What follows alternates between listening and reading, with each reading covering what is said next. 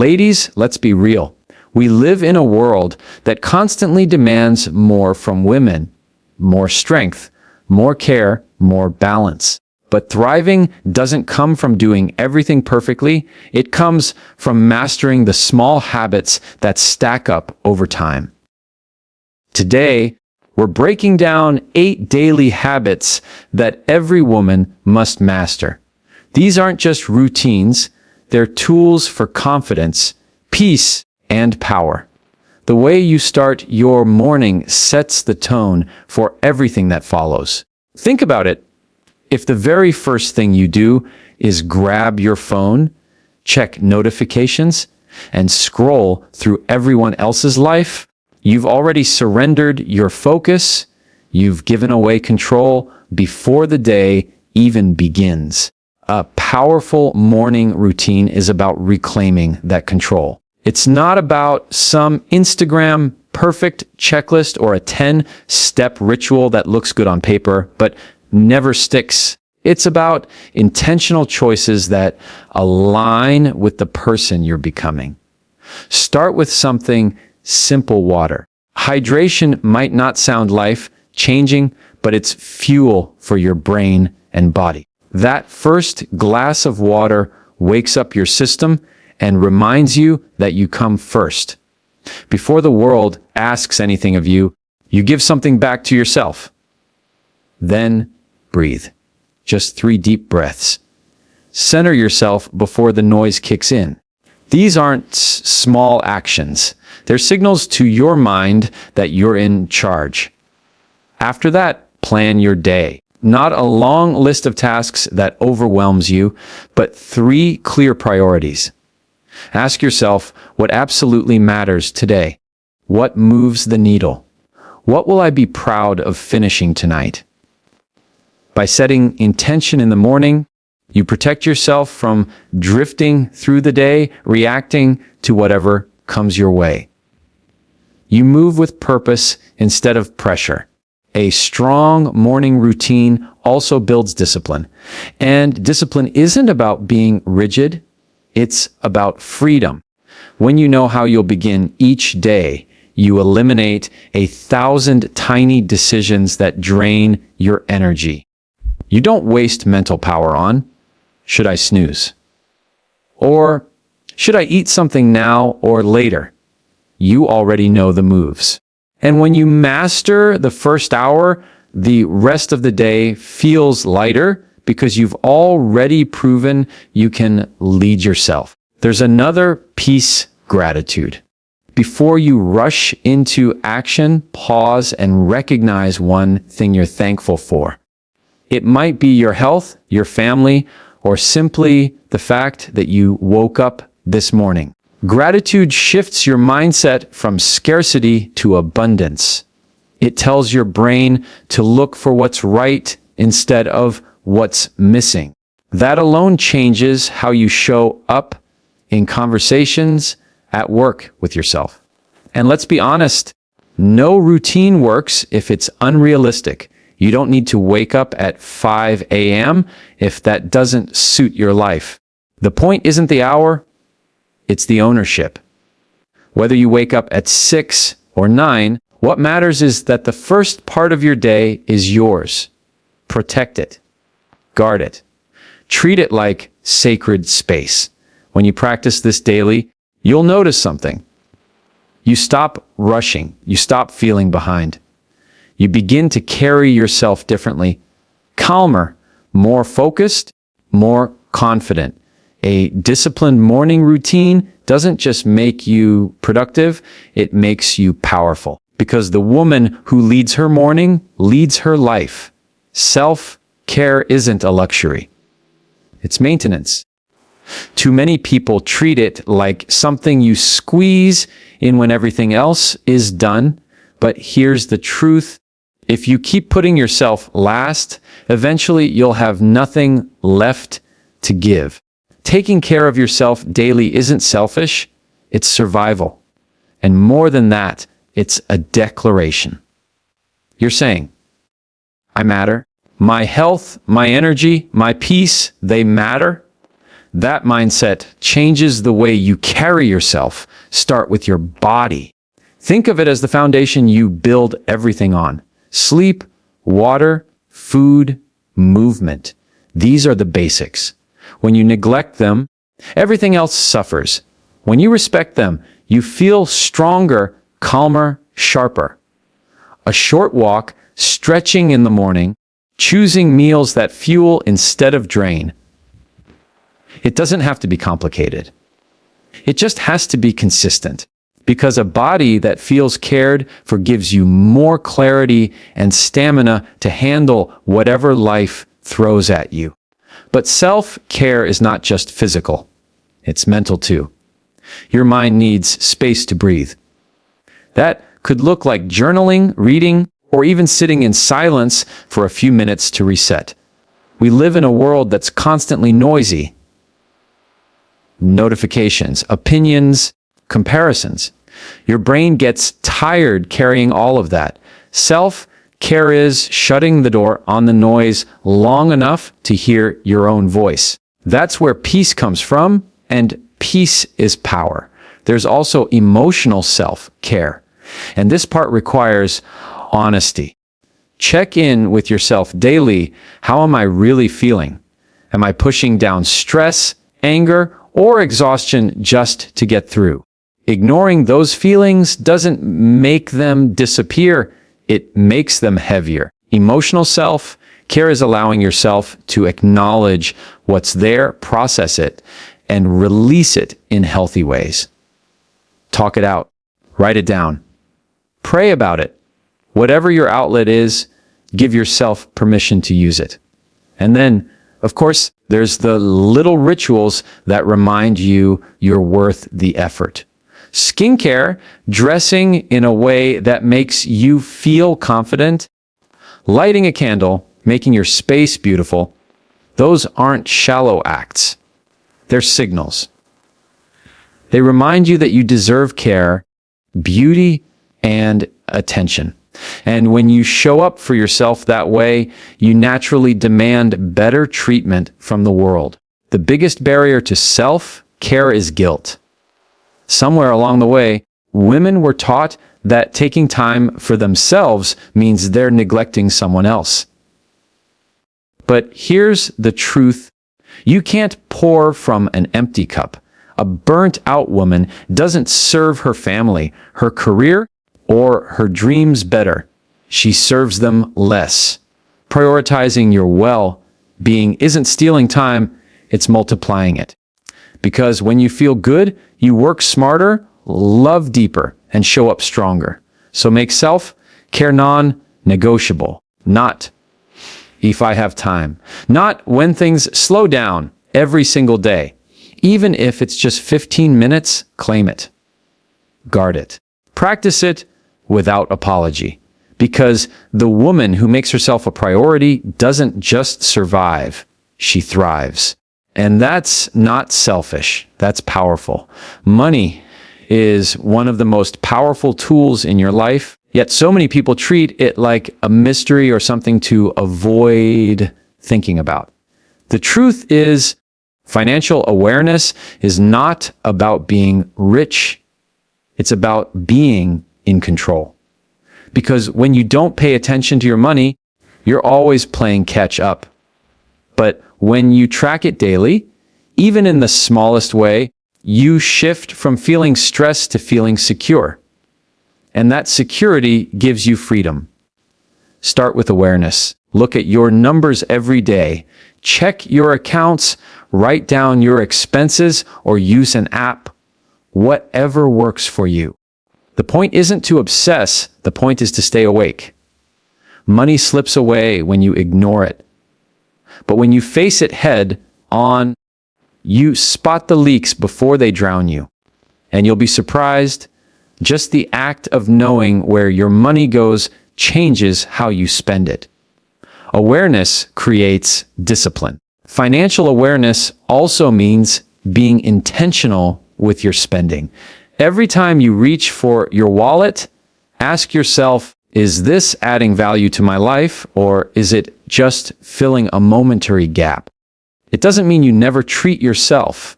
It means you do it consciously. You choose joy, not impulse. You invest in what lasts, not what disappears the moment the receipt hits your hand. Another part of daily financial care is separating needs from wants. Needs keep you stable. Wants should be planned, not reactive. When you practice this separation daily, you build a habit of respect toward your money. It's not about restricting yourself, it's about directing yourself. That's the difference between money controlling you and you controlling money. Financial awareness also builds confidence.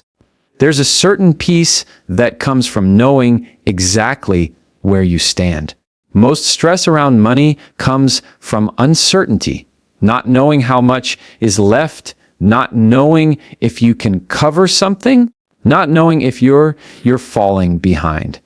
But when you check in daily, there's no guessing.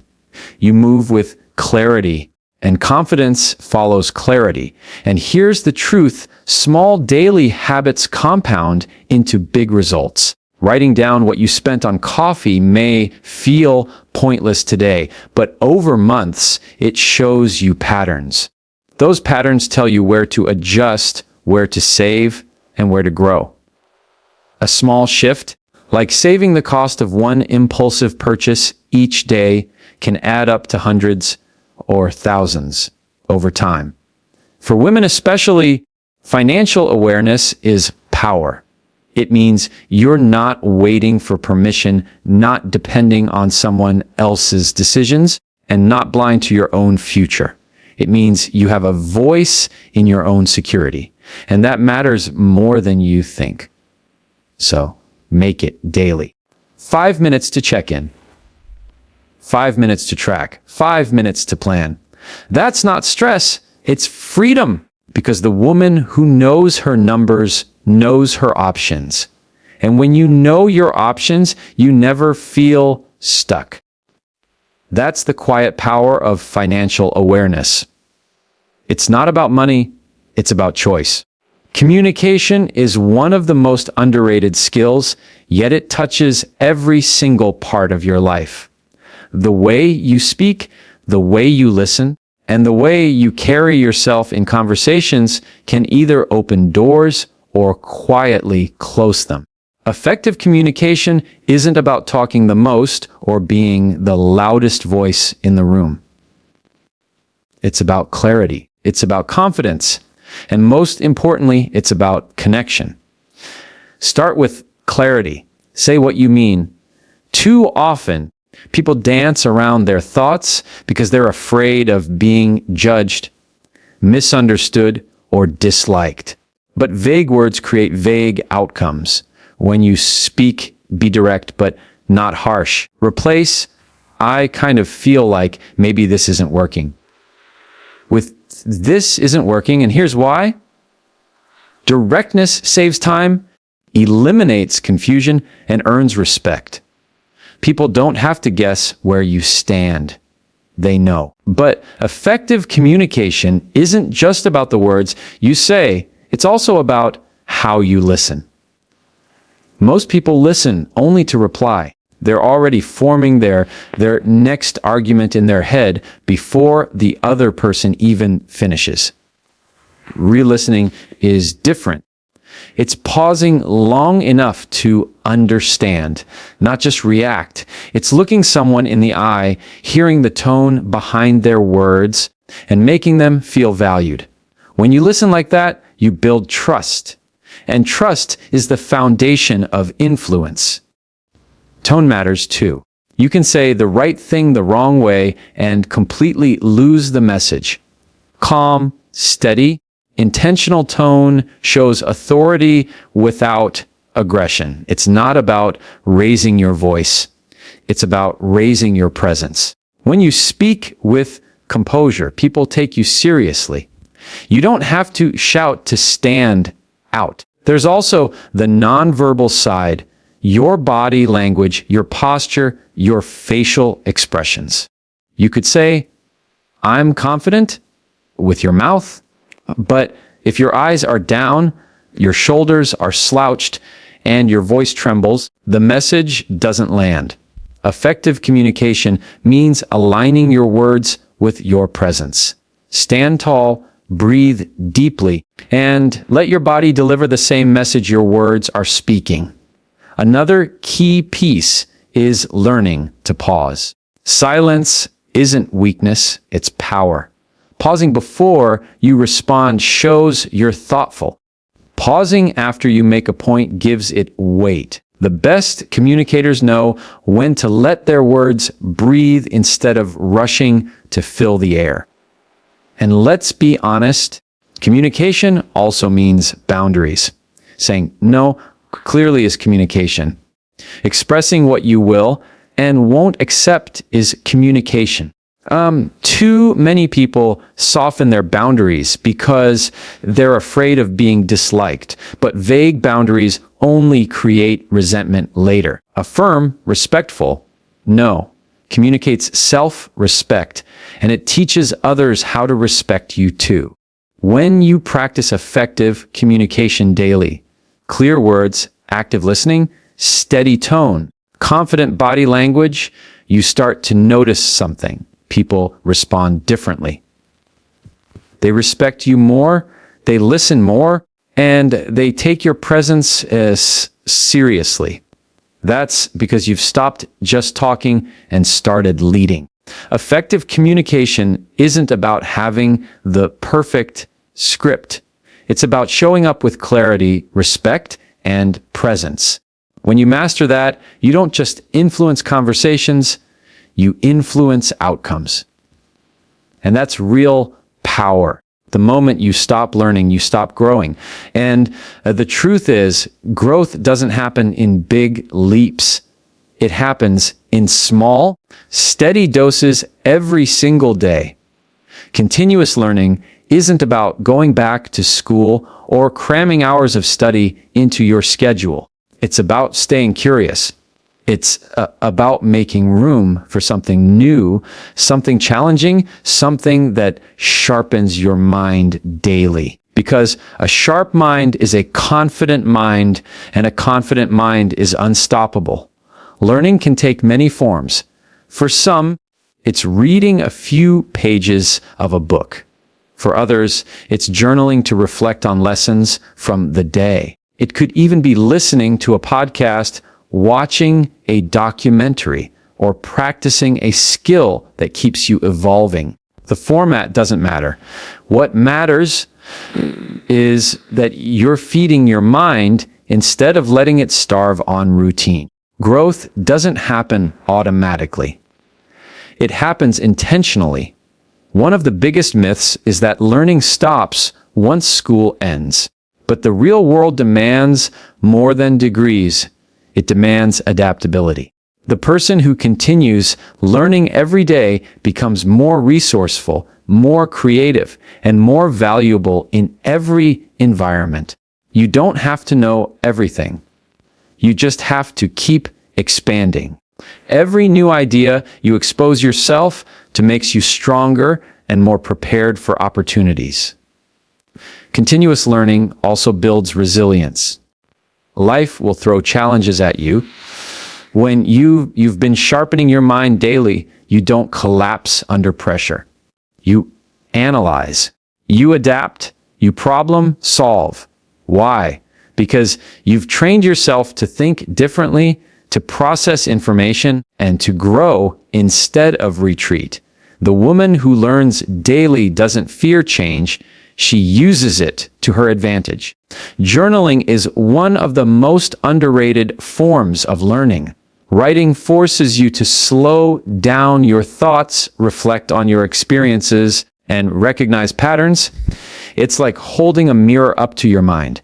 By writing a few lines each day, you don't just record what happened, you learn from it. You start to see how far you've come, what habits hold you back, and what lessons life keeps repeating until you pay attention. That's growth you can't get from scrolling or rushing. Another key is learning from people. Everyone you meet knows something you don't. Ask questions. Listen to their stories. Pay attention to how they think, how they solve problems, how they navigate challenges. That's free education happening around you every single day if you're willing to observe. The beauty of continuous learning is that it compounds. 10 minutes of reading today doesn't feel like much, but stack that over a year and you've finished several books. Write one page a day, and by the end of the year, you have a journal filled with insights. Practice one skill daily, and in time, you're ahead of most people who only thought about improving but never acted. When you commit to learning daily, you build a habit of elevation. You stop plateauing and start rising. And here's the truth: knowledge creates confidence, and confidence creates freedom. A woman who keeps learning isn't just surviving the world. She's shaping it. Time is the one resource you can never get back. You can lose money and earn it again. You can lose opportunities and create new ones. But once an hour is gone, it's gone forever. That's why boundaries and time management aren't just about being organized. They're about protecting your life.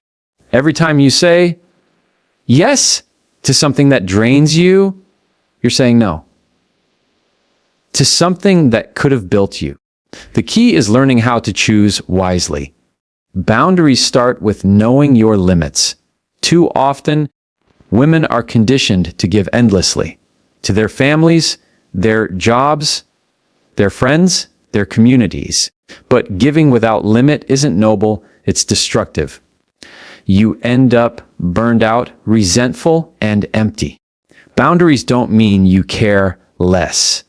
They mean you care enough about yourself to preserve your energy. Saying no doesn't make you rude. It makes you responsible for your well-being, your focus, and your future. Time management works hand in hand with boundaries. It's not about cramming more tasks into your day. It's about making space for what actually matters. A calendar filled with meaningless obligations is not a sign of productivity. It's a sign of misplaced priorities. The question isn't, how do I do more? The question is, what deserves my time today? And once you answer that, the rest is noise. One practical way to build stronger boundaries is to pause before agreeing to anything. Don't automatically commit out of guilt or habit. Ask yourself, does this align with my goals? Does this drain me or energize me? Does this move me closer to the woman I want to be? If the answer is no, then the choice is no.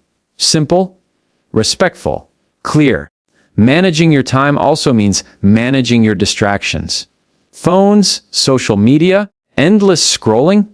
These things eat away at hours you could be using to grow, rest, or connect in meaningful ways.